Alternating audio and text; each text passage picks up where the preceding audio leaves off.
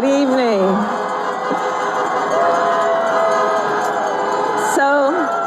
Thank you. Good evening. So, Congressman John Lewis,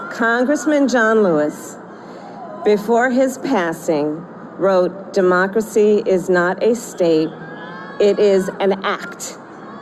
And what he meant was that America's democracy is not guaranteed. It is only as strong as our willingness to fight for it.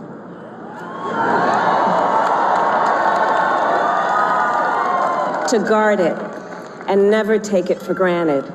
And protecting our democracy takes struggle, it takes sacrifice, but there is joy in it, and there is progress, because we, the people, have the power to build a better future.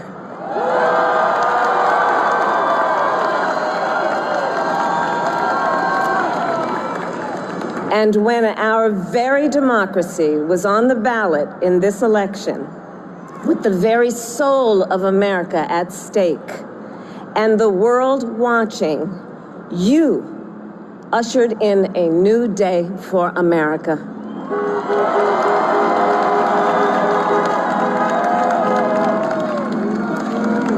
To our campaign staff and volunteers, this extraordinary team, thank you for bringing more people than ever before into the democratic process. And for making this victory possible. To the poll workers and election officials across our country who have worked tirelessly to make sure every vote is counted, our nation owes you a debt of gratitude.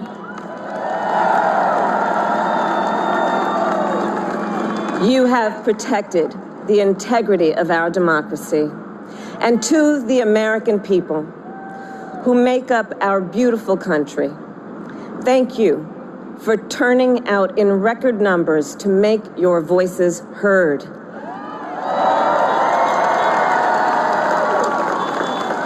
And I know times have been challenging, especially the last several months. The grief, sorrow, and pain, the worries and the struggles. But we have also witnessed your courage, your resilience, and the generosity of your spirit. For 4 years, you marched and organized for equality and justice, for our lives and for our planet. And then you voted.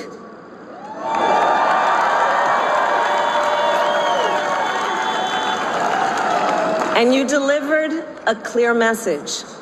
You chose hope and unity, decency, science, and yes, truth.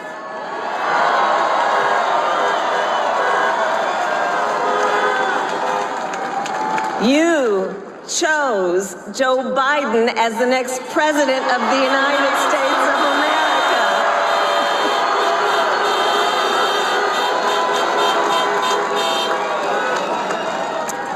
And Joe is a healer, a uniter, a tested and steady hand, a person whose own experience of loss gives him a sense of purpose that will help us as a nation reclaim our own sense of purpose. And a man with a big heart who loves with abandon. It's his love for Jill, who will be an incredible First Lady.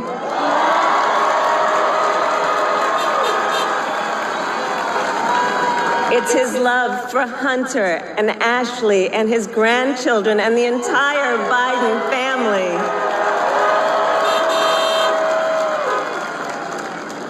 And while I first knew Joe as vice president, I really got to know him as the father who loved Bo, my dear friend who we remember here today. And to my husband, Doug,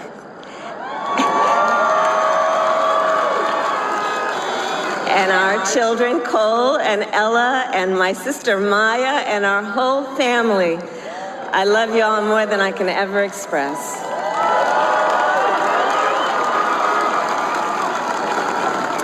We are so grateful to Joe and Jill for welcoming our family into theirs on this incredible journey.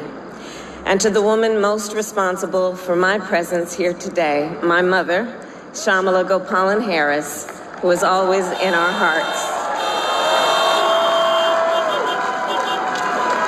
When she came here from India at the age of 19, she maybe didn't quite imagine this moment, but she believed so deeply in an America where a moment like this is possible. And so I am thinking about her and about the generations of women, Black women,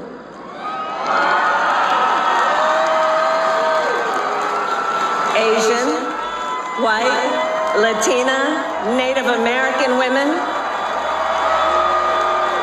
who throughout our nation's history have paved the way for this moment tonight. Women who fought and sacrificed so much for equality and liberty and justice for all, including the Black women who are too often overlooked, but so often prove they are the backbone of our democracy.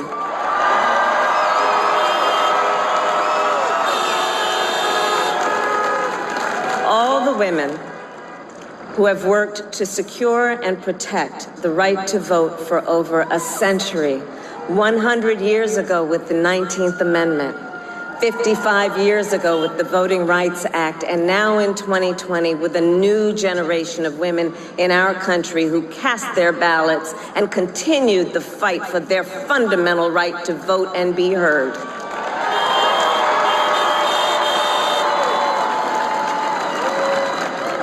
Tonight I reflect on their struggle, their determination, and the strength of their vision to see what can be unburdened by what has been.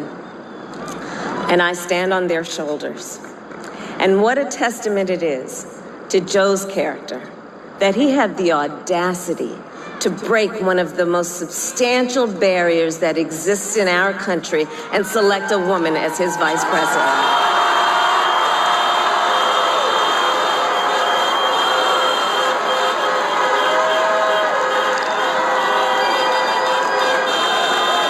But while I may be the first woman in this office, I will not be the last.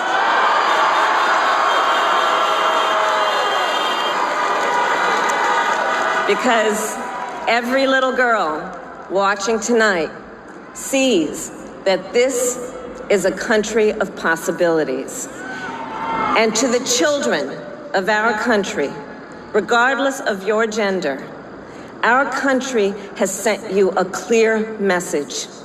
Dream with ambition, lead with conviction, and see yourselves in a way that others may not, simply because they've never seen it before. But know that we will applaud you every step of the way.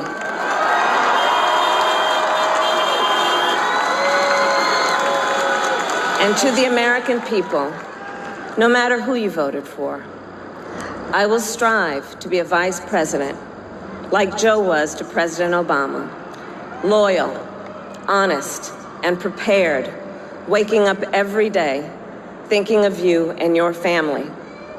Because now is when the real work begins, the hard work, the necessary work, the good work, the essential work to save lives and beat this epidemic, to rebuild our economy so it works for working people, to root out systemic racism in our justice system and society, to combat the climate crisis, to unite our country and heal the soul of our nation.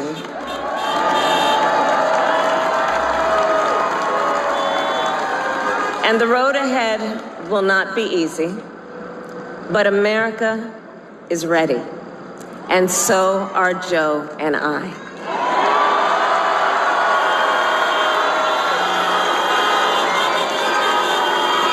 We have elected a president who represents the the best in us. A leader the world will respect and our children will look up to. A commander-in-chief who will respect our troops and keep our country safe. And a president for all Americans.